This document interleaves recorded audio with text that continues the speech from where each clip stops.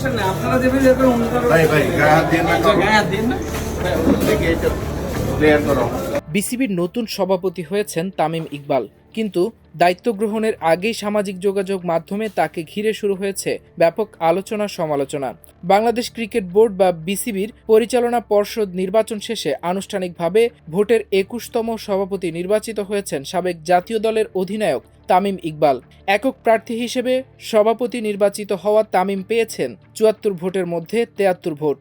আর এই বিপুল ভোট পাওয়ার ঘটনাই এখন সামাজিক যোগাযোগ মাধ্যমে আলোচনার প্রধান বিষয় হয়ে দাঁড়িয়েছে। রোববার মিরপুরে অনুষ্ঠিত বিসিবি পরিচালনা পরিষদ নির্বাচনে সকাল 10টা থেকে বিকেল 4টা পর্যন্ত ভোট গ্রহণ চলে। ভোট গণনা শেষে সন্ধ্যায় ফলাফল ঘোষণা করা হয়। নির্বাচনে ক্লাব ক্যাটাগরি থেকে পরিচালক নির্বাচিত হন তামিম ইকবাল সহ 12 জন। এরপর বোর্ড সভায় একক প্রার্থী হিসেবে সভাপতি নির্বাচিত হন দেশের অন্যতম জনপ্রিয় এই ক্রিকেটার। তবে মাঠের ক্রিকেটে নয়, এবার তামিমকে ঘিরে আলোচনার কেন্দ্রবিন্দুতে রয়েছে তার প্রাপ্ত ভোট। ফলাফল প্রকাশের পর সামাজিক যোগাযোগ মাধ্যমে একের পর এক পোস্ট ছড়িয়ে পড়তে থাকে।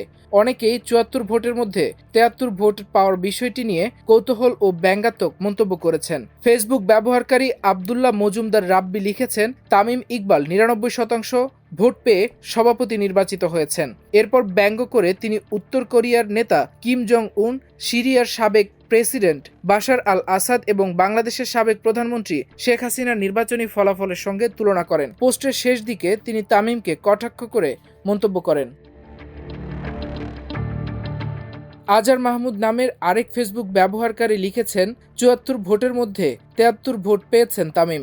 তার জানার আগ্রহ কে সেই একজন ব্যক্তি যিনি তামিমকে ভোট দেননি। এই পোস্টটিও সামাজিক যোগাযোগ মাধ্যমে বেশ আলোচনার জন্ম দিয়েছে। এদিকে নূর আলম সিদ্দিক নামের একজন ব্যবহারকারী কিম জং উন তামিম ইকবালকে ফুলের মালা পরিয়ে দিচ্ছেন এমন একটি সম্পাদিত ছবি শেয়ার করেন। ছবির ক্যাপশনে তিনি লেখেন, বিষয়টা ওয়াও না। পোস্টটি নিয়েও নেটিজেনদের মধ্যে ব্যাপক প্রতিক্রিয়া দেখা গেছে। যদিও আলোচনা আর ট্রলের মাঝেও বিসিবির নতুন সভাপতি হিসেবে দায়িত্ব নেওয়ার পর দেশের ক্রিকেটকে ঘিরে নিজের পরিকল্পনার কথা জানিয়েছেন তামিম ইকবাল। সংবাদ সম্মেলনে তিনি বলেন, বাংলাদেশের ক্রিকেটের যে সম্মানহানি হয়েছে তা তিনি একা ঠিক করতে পারবেন না, এজন্য সবার সহযোগিতা প্রয়োজন।